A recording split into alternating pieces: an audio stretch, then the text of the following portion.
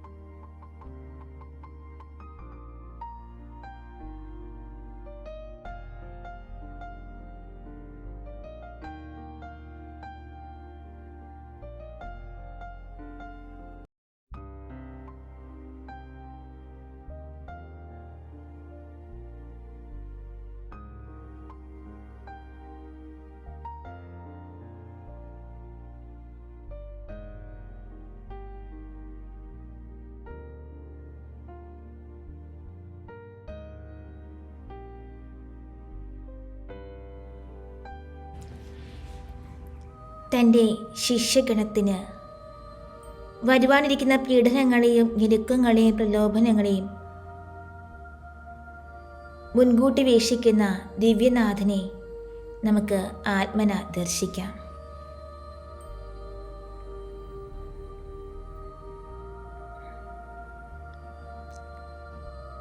ഈ സുവിശേഷ വചനങ്ങളുടെ ആഴവും പരപ്പും നന്നായി മനസ്സിലാക്കുവാനും അവയെ ഹൃദയംഗമമായി സ്നേഹിക്കുവാനും അവിടുത്തോട് നമുക്ക് അനുഗ്രഹം യാചിക്കാം.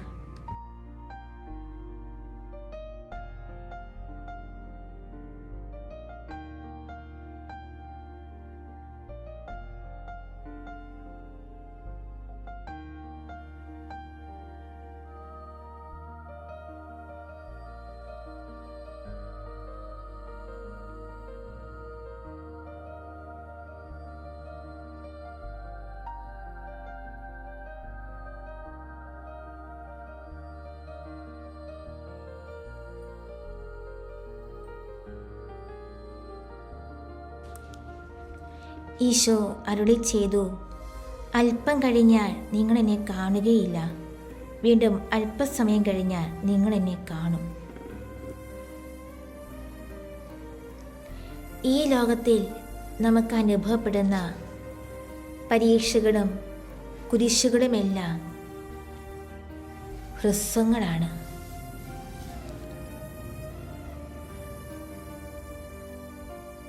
നാം അവയുമായി ഏറ്റുമുട്ടുമ്പോൾ ആ സമയം വളരെ ദൈർഘ്യമേറിയതായി നമുക്ക് തോന്നിയേക്കാം. ഒരേ ഒരു ദിവസത്തെ അല്ലെങ്കിൽ ഒരു രാത്രിയിലെ, ചിലപ്പോൾ 1 മണിക്കൂർ സമയത്തെ ഉഗ്രമായ പീഡകൾ 1 വർഷത്തോളം ദൈർഘ്യമുള്ളതായി നമുക്ക് അനുഭവപ്പെടാറില്ലേ? ഈ പരീക്ഷകളുടെ സമയദൈർഘ്യം കുറയ്ക്കുവാൻ 3 പോംവഴികളാണുള്ളത്. ഒന്നാമതായി, ഇപ്പോൾ അനുഭവിക്കുന്ന സഹനങ്ങളോട് ഇനി അനുഭവിക്കേണ്ടി വന്നാക്കാവുന്ന സഹനങ്ങളെ കൂട്ടിച്ചേർക്കരുത്.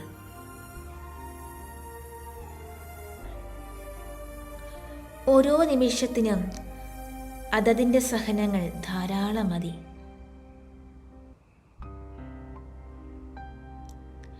അനിശ്ചിതമായ അടുത്ത ദിവസത്തെ പ്രതി എന്തിന് നമ്മൾ ആകുലചിത്തരാവണം? അടുത്ത മണിക്കൂറും ദിവസവുമൊന്നും നമ്മുടെ കൈവശമല്ലല്ലോ. ഒരു പക്ഷേ അവ ഇപ്പോഴത്തേതിനേക്കാൾ ശുഭമാകാൻ പാടില്ലായകയുണ്ടോ? അതിനാൽ ഭാവിയെപ്പറ്റി ഉത്കണ്ഠാകുലരാകാതെ ഈ നാഴികയെപ്പറ്റി നമുക്ക് ചിന്തിക്കാം. അപ്പോൾ നമ്മുടെ സഹനം വളരെ ഹ്രസ്വമായി നമുക്ക് അനുഭവപ്പെടും. രണ്ടാമതായി, സമയത്തെയും നിത്യത്വത്തെയും രണ്ടായി തിരിക്കാതെ ഒന്നിച്ച് ഒരു കണ്ണാടിയിലൂടെ നോക്കിക്കാണാം.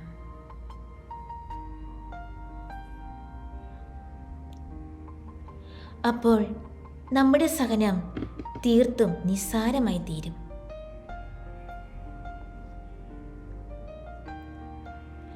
അനന്തതയുടെ അഗാധ തലങ്ങളിൽ നിന്ന് നോക്കുമ്പോൾ നമ്മുടെ സഹനങ്ങളുടെ സമയദൈർഘ്യം ഒരു നിമിഷം മാത്രമാണ്. ഒരു ക്ഷണനേരത്തേക്ക് മാത്രം പ്രകാശിച്ചിട്ട് അപ്രത്യക്ഷമാകുന്ന ഒരു മിന്നൽ പിണർ പോലെ അത് നമുക്ക് അനുഭവപ്പെടും. മൂന്നാമതായി, സ്നേഹനിധിയായ ദിവ്യനാഥൻ നമ്മുടെ സഹനങ്ങളുടെ കാഠിന്യം കുറയ്ക്കുവാൻ വേറൊരു ഉപായം നൽകുന്നു. ആ സഹനങ്ങളിൽ നിന്ന് നമ്മുടെ ചിന്തകളെ മാറ്റുവാൻ പര്യാപ്തമായ വിനോദങ്ങളിൽ ഏർപ്പെടുന്നതിന് അനുമതി നൽകിയിരിക്കുന്നു.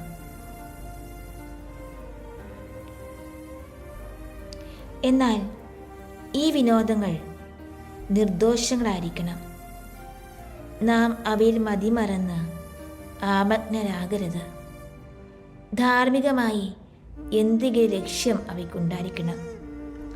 സുഹൃതാനുഷ്ഠാനത്തിന് സഹായമാവുക, സഹോദരർക്ക് ആനന്ദം പ്രദാനം ചെയ്യുക മുതലായവ.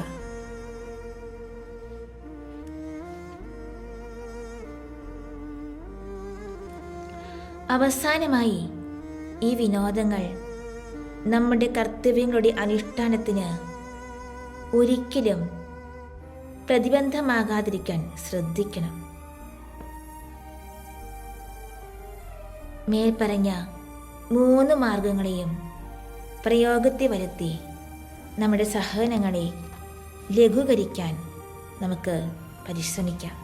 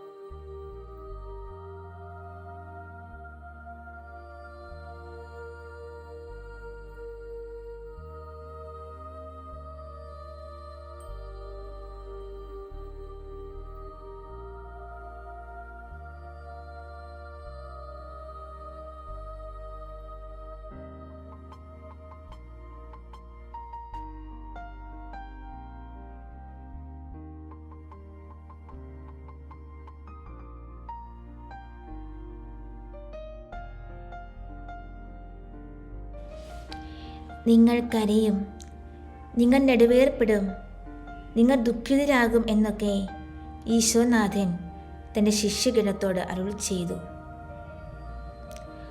അവനെ അതിരറ്റ് സ്നേഹിച്ച ദിവ്യനാഥൻ സഹനമാകുന്ന ഉലയിൽ അവരെ നീറ്റിയെടുക്കുവാൻ തീരുമാനിച്ചായെങ്കിൽ സഹനത്തിന് എന്തോ വൈശിഷ്ട്യം അവിടുന്ന് കണ്ടിട്ടുണ്ടാവണം. വാസ്തവത്തിൽ സഹനം ഹൃദയത്തെ ലോകമായകളിൽ നിന്ന് അകറ്റി നിർത്തുന്നു. ലൗകിക ആനന്ദങ്ങളാകട്ടെ മായാമോഹങ്ങളോട് ഹൃദയത്തെ ബന്ധിച്ചു നിർത്തുന്നു. സഹനം ദൈവത്തെയും നമ്മുടെ നിത്യരക്ഷയെയും പറ്റി ചിന്തിക്കുവാൻ നമുക്ക് അവസരം ഉണ്ടാക്കിത്തരുന്നു. സമ്പൽ സമൃദ്ധിയിലും ലൗകിക ആനന്ദങ്ങളിലുമൊക്കെ നാം അവിടുത്തെ വിസ്മരിക്കുകയല്ലേ ചെയ്യുക. മാത്രമല്ല, കഴിഞ്ഞ ജീവിതത്തിലെ പാപങ്ങൾക്ക് പരിഹാരമനുഷ്ഠിക്കുവാൻ സഹനം വഴി നമുക്ക് നിഷ്പ്രയാസം സാധിക്കുന്നു. ശുദ്ധീകരണ സ്ഥലത്തിൽ ചെയ്യേണ്ടി വരുന്ന പരിഹാരത്തോട് താരതമ്യപ്പെടുത്തിയാൽ ഇത് എത്രയോ ആശ്വാസപ്രദമാണ്.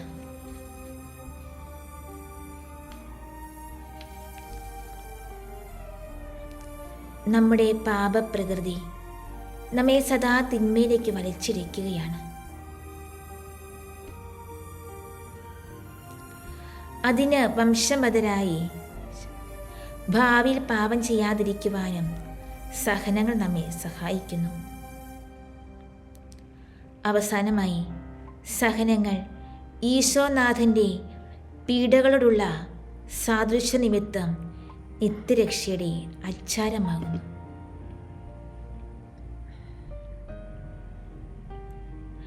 അങ്ങനെ ധാരാളമായ അനുഗ്രഹങ്ങൾ നേടിത്തരുന്ന സഹനങ്ങൾക്ക് നമുക്ക് നന്ദി പറയാം. സഹനങ്ങളോട് ആന്തരികമായൊരു സ്നേഹം നമ്മിൽ അനുഭവപ്പെടുന്നില്ലെങ്കിൽ നമുക്ക് ദിവ്യനാഥനോട് പ്രാർത്ഥിക്കാം ഈ സ്നേഹം നമുക്ക് പ്രദാനം ചെയ്യുവാൻ.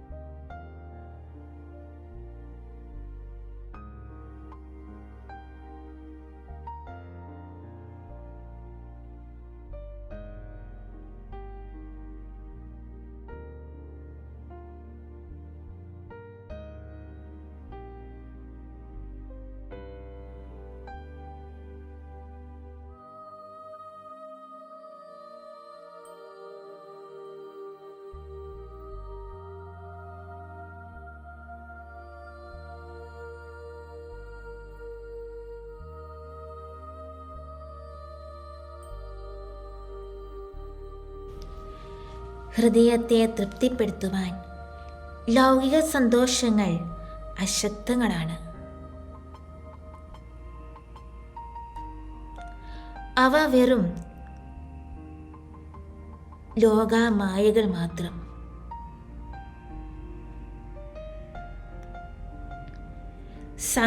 സങ്കടവും നൈരാശ്യവുമാണ് അവയുടെ അടിയിൽ ഒളിഞ്ഞിരിക്കുക.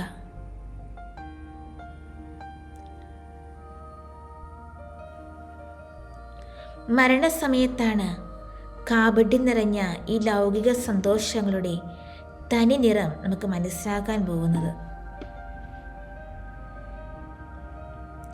അപ്പോൾ ആ സന്തോഷങ്ങളെല്ലാം ഭീതിജനകമായ സങ്കടങ്ങളായി രൂപാന്തരപ്പെടും. ഭൂതകാലത്തിലെ പാപങ്ങൾ നമ്മുടെ മുൻപാകെ തെളിഞ്ഞു വരും.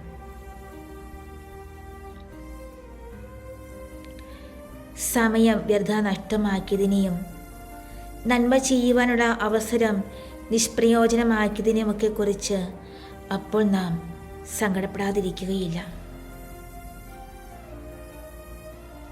വർത്തമാനകാലം ആത്മാവിനോട് പറയും, നീ ലോകത്തെ സ്നേഹിക്കുന്നതെല്ലാം വിട്ടുപേക്ഷിക്കാറായി. നിന്റെ ഹൃദയം അതിൽ നിന്ന് ചീന്തിയെടുക്കണം. ഭാവികാലം വന്ന് ആത്മാവിനോട് മന്ത്രിക്കും, ഇതാ നിന്റെ വിധി, നീ നരകത്തിൻ്റെ അവകാശിയാകുവാനിരിക്കുന്നു.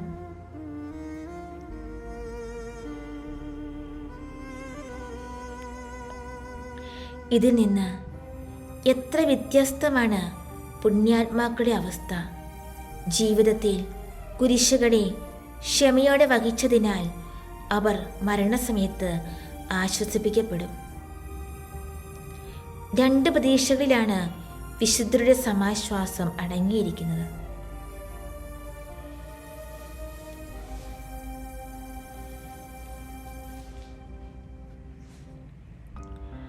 ഒന്ന്, നിത്യാനന്ദത്തെക്കുറിച്ചുള്ള ഓർമ്മ.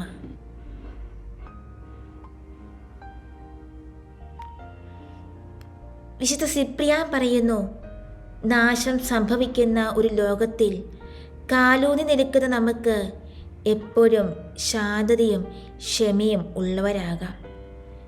പ്രതികൂല്യങ്ങൾ നമ്മെ നഷ്ടധൈര്യരാക്കുകയല്ല, രോഗങ്ങളും അരിഷ്ടതകളും കൊണ്ട് നാം പിറുപിറുക്കുകയില്ല. കാരണം ഈ ലോകത്തിലെ കുരിശുകളുടെ വില കൊണ്ട് വാങ്ങാവുന്ന അനന്തമായ സൗഭാഗ്യം നമ്മെ പ്രതീക്ഷിച്ചു നിൽക്കുന്നു.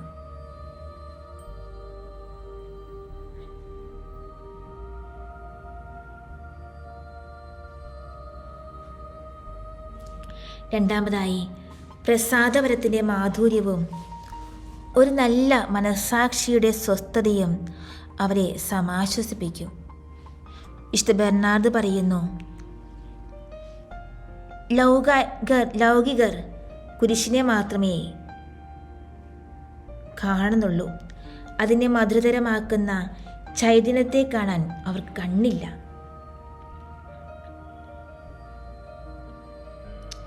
ലോകത്തിൽ ക്ഷമാപൂർവം കുരിശുകൾ വഹിച്ചവരുടെ സങ്കടം അവസാന നാഴികയിൽ അനന്തവും അവാച്യവുമായ സന്തോഷത്തിന് പരിമാറിക്കൊടുക്കുന്നു. അങ്ങനെയെങ്കിൽ കുരിശുകളെ സ്നേഹിക്കാതിരിക്കുകയും പൂർണ്ണ മനസ്സോടെ അവയെ ആശ്ലേഷിക്കാതിരിക്കുകയും ചെയ്യുക എത്ര ശോചനീയമാണ്.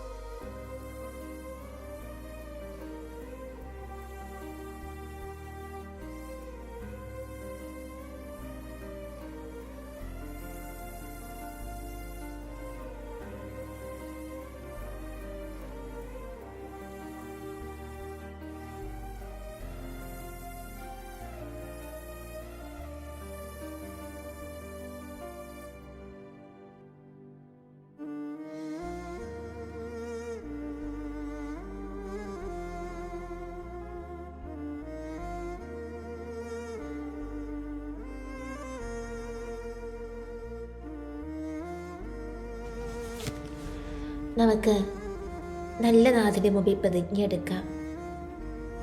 ഇന്ന് നമുക്ക് നേരിടാവുന്ന കുരിശുകളെ മന്ദസ്മൃതത്തോടെ ഞാൻ സ്വീകരിക്കുമെന്ന് അവിടത്തോട് നമുക്ക് പറയാം.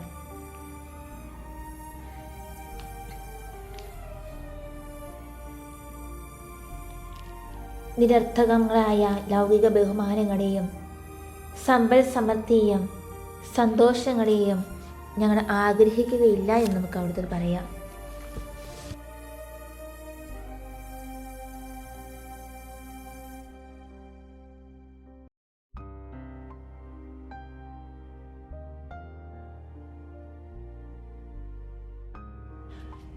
വിശുദ്ധ യോഹന്നാൻ്റെ സുവിശേഷം 16-ാം അധ്യായം 20-22 നമ്മൾ ഒന്നുകൂടെ അനുസ്മരിക്കുകയാണ്.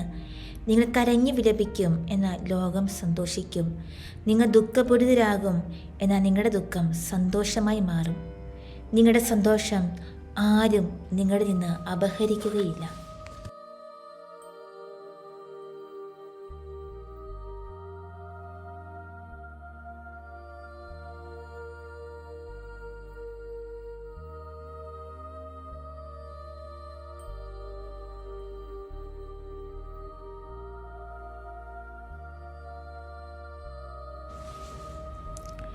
ഈശോയെ, ജീവിതത്തിൽ ഒത്തിരിയേറെ സഹന സാഹചര്യങ്ങളിലൂടെ ഞങ്ങൾക്ക് കടന്നു പോകേണ്ടതായിട്ട് വന്നേക്കാം. അതെല്ലാം നീ അനുവദിക്കുന്നതാണ് എന്ന് വിശ്വസിക്കുവാൻ മാത്രം ഹൃദയവിശാലതയും പ്രത്യാശയും ഒക്കെ ഞങ്ങൾക്ക് നൽകണമേ. നീ ഞങ്ങളുടെ ജീവിതത്തിലേക്ക് ഒത്തിരിയേറെ വിശുദ്ധരുടെ മാതൃകകൾ കാണിച്ചു തരുന്നുണ്ട്. അവർക്ക് ലഭിച്ച സ്വർഗ സൗഭാഗ്യത്തെക്കുറിച്ച് ഞങ്ങളെ ബോധവാന്മാരാക്കാറുമുണ്ട്. എന്നാൽ ഈശോയെ, സഹനങ്ങൾ കടന്നു വരുമ്പോൾ ഞങ്ങളിതെല്ലാം മറന്നു പോവുകയാണ്. അങ്ങ് ഞങ്ങളുടെ കൂടെ ഉണ്ടെന്നുള്ള കാര്യം ഞങ്ങൾ മറന്നു പോവുകയാണ്. ഞങ്ങൾ അതിനെ ഓർത്ത് ദുഃഖിക്കുകയാണ്. ഈ സഹനം ഒന്ന് മാറിപ്പോയിരുന്നെങ്കിലെന്ന് അറിയാതെയാണെങ്കിൽ ഞങ്ങൾ ആഗ്രഹിച്ചു പോവുകയാണ്. ഈ സഹനങ്ങളുടെ മാധുര്യം ആസ്വദിക്കുവാനായിട്ട് ഞങ്ങൾക്ക് സാധിക്കാതെ പോകുന്നു. ഈശോയെ, ഞങ്ങളോട് ക്ഷമിക്കണമേ. ഇതെല്ലാം ഞങ്ങളുടെ ബലഹീനത മൂലമാണ് എന്ന് അങ്ങ് അറിയുന്നുണ്ടെന്ന് ഞങ്ങൾ വിശ്വസിച്ചോട്ടെ. ഈശോയെ, ജീവിതത്തിലേക്ക് പ്രതികൂല സാഹചര്യങ്ങളൊക്കെ കടന്നു വരുമ്പോൾ ഞങ്ങൾ വിചാരിക്കുന്നത് അങ്ങേക്ക് ഞങ്ങളോട് ഒരു സ്നേഹവും ഇല്ലെന്നാണ്. അങ്ങ് ഞങ്ങളിൽ നിന്ന് ഒത്തിരി അകന്നിരിക്കുന്നുവെന്നാണ് ഞങ്ങൾ വിചാരിക്കുന്നത്. എന്നാൽ അങ്ങ് തന്നെ ഞങ്ങളോട് പറയുകയാ, അനുകൂല സാഹചര്യങ്ങളിൽ നീ എൻ്റെ കൈ പിടിച്ച് നടക്കുന്നെങ്കിൽ പ്രതികൂല സാഹചര്യങ്ങൾ വരുമ്പോൾ മകനെ മകളെ നീ എൻ്റെ തോളത്താ, നീ എൻ്റെ കരങ്ങളിലാ. നിന്നെ ഞാൻ നിന്റെ പാദങ്ങൾ നിലത്ത് ചവിട്ടാൻ പോലും ഞാൻ അനുവദിക്കുന്നില്ല. അങ്ങനെ ഞാൻ നിന്നെ താങ്ങിയേക്കുകയാ. ഈശോയെ, അങ്ങ് ഞങ്ങളെ താങ്ങുന്നുണ്ട്. സഹനവേളകളിൽ ഒരമ്മ തൻ്റെ കുഞ്ഞിനെ മാറോട് ചേർക്കുന്നത് പോലെ, കഴുകൻ തൻ്റെ കുഞ്ഞിനെ വിരിച്ച ചിറകിൽ വഹിക്കുന്നത് പോലെ ഈശോയെ, അങ്ങ് ഞങ്ങളെ താങ്ങുന്നുണ്ട്. അങ്ങ് ഞങ്ങൾക്ക് എല്ലാ സപ്പോർട്ടും തരുന്നുണ്ട്. പക്ഷെ അതൊന്നും കാണാൻ മാത്രം ഞങ്ങളുടെ കണ്ണുകൾക്ക് ഉൾക്കാഴ്ച കുറവായി. ഈശോയെ, ക്ഷമിക്കണേ ഈശോയെ, അത് മാത്രമേ ഞങ്ങൾക്ക് പറയാനുള്ളൂ. ഈശോയെ, ഞങ്ങളുടെ കുടുംബം ഒത്തിരി വിഷമങ്ങളോടെ ആയിരിക്കും കടന്നു പോകുന്നത്. മക്കളെക്കുറിച്ച് ആകുലപ്പെടുന്ന മാതാപിതാക്കൾ, ജീവിത പങ്കാളിയെക്കുറിച്ച് ആകുലപ്പെടുന്നവർ, വിവാഹ ജീവിതത്തിന് പ്രായമായിട്ടും അനുയോജ്യയായ ഒരു ജീവിത പങ്കാളിയെ കണ്ടെത്തുവാൻ സാധിക്കാത്തവർ, നല്ല വിദ്യാഭ്യാസം ഉണ്ടായിരുന്നിട്ടും അതിന് അനുയോജ്യമായ ജോലി ലഭിക്കാത്തവർ, അല്ലെങ്കിൽ വിവിധ കാരണങ്ങൾ മൂലം ജോലി ലഭിക്കാത്തവർ, അങ്ങനെ ഒത്തിരിയേറെ വിഷമങ്ങളിലൂടെ ഈശോയെ ഞങ്ങൾ കടന്നു പോകുന്നത്. ഇതൊക്കെ അങ്ങ് അനുവദിക്കുന്നതാണ് എന്ന് ഞങ്ങൾ വിശ്വസിച്ചോട്ടെ. പിന്നെ മറ്റൊരു കാര്യം, ഞങ്ങളുടെ സ്വഭാവ വൈകല്യങ്ങൾ മൂലവും ഞങ്ങളുടെ ജീവിതങ്ങളിലേക്ക് സഹനങ്ങൾ കടന്നു വരുന്നുണ്ട്. അത് ഞങ്ങൾ തന്നെ വരുത്തി വയ്ക്കുന്നതായിരിക്കാം. ആ സഹനങ്ങളിലും അങ്ങ് ഞങ്ങളെ ഉപേക്ഷിച്ചേക്കരുതേ. ഞങ്ങളുടെ കൂടെ ഉണ്ടായിരിക്കണമേ. ഞങ്ങളെ കരങ്ങളിൽ വഹിക്കണമേ ഈശോയെ. ഞങ്ങൾ മനുഷ്യരല്ലേ, മാനസിക ബലഹീനതകളില്ലേ, തിന്മയിലേക്കുള്ള ചായ്വ് എപ്പോഴും ഞങ്ങളുടെ പിന്നാലെ ഇല്ലേ. ചിലപ്പോഴൊക്കെ പ്രലോഭനങ്ങളെ നേരിടുവാനായിട്ട് ഞങ്ങൾക്ക് ശക്തിയില്ലാതെ വരുന്ന ഈശോയെ, അല്ലെങ്കിൽ ആ പ്രലോഭനങ്ങളെ മനസ്സിലാക്കാനായിട്ട് ഞങ്ങൾക്ക് സാധിക്കാതെ പോകുന്നുണ്ട് ഈശോയെ. ജീവിത ദുഃഖങ്ങൾ ഒത്തിരിയേറെ കടന്നു വന്നാലും അങ്ങ് ഞങ്ങളുടെ കൂടെയുണ്ടെന്ന് ഞങ്ങൾ വിശ്വസിച്ചോട്ടെ. വിശുദ്ധ കൊച്ചുത്രസ്യ പുണ്യവതിയെ പോലെ, വിശുദ്ധ അൽഫോൻസാമിയെ പോലെ സഹനങ്ങളുടെ മാധുര്യം ആസ്വദിക്കുവാൻ ഈശോയെ ഞങ്ങൾക്കും കൃപ തരുവോ? പരിശുദ്ധ അമ്മ അങ്ങയുടെ പീഡാനുഭവ വേളയിൽ സഹരക്ഷകയായി അങ്ങയുടെ കൂടെ നിന്നില്ലേ? ആത്മാക്കളുടെ രക്ഷയ്ക്ക് മെയിൻ പാർട്ടൊന്നും വഹിക്കാൻ പറ്റിയില്ല എങ്കിലും സഹരക്ഷകരായി എങ്കിലും, അല്ലെങ്കിൽ അതിൻ്റെ ഒരു അംശമെങ്കിലും പങ്കുചേരാനായിട്ട് അങ്ങ് ഞങ്ങളെ അനുവദിക്കുമ്പോൾ അതുപോലെ ഞങ്ങൾക്ക് മനസ്സിലാക്കാൻ പറ്റുന്നില്ല ഈശോയെ. സ്നേഹമയ്യായ അങ്ങയെ ആവോളം ആസ്വദിക്കുവാനായിട്ട് ഈ തിരുമണിക്കൂറിൽ അങ്ങയുടെ കൃപാമാരി ഞങ്ങളിലേക്ക് വർഷിക്കണമേ ഈശോയെ. കുഞ്ഞു കുഞ്ഞു നോമ്പിലൂടെയും ഉപവാസാചരണങ്ങളിലൂടെയും ഒക്കെ അങ്ങയിലേക്ക് കൂടുതൽ ലയിക്കുവാനായിട്ട് ഞങ്ങളെ അനുഗ്രഹിക്കണമേ ഈശോയെ. ചെറിയ ചെറിയ ത്യാഗങ്ങളൊക്കെ ഏറ്റെടുത്ത്, അതും പിറുപിറുപ്പ് കൂടാതെ ഏറ്റെടുത്ത്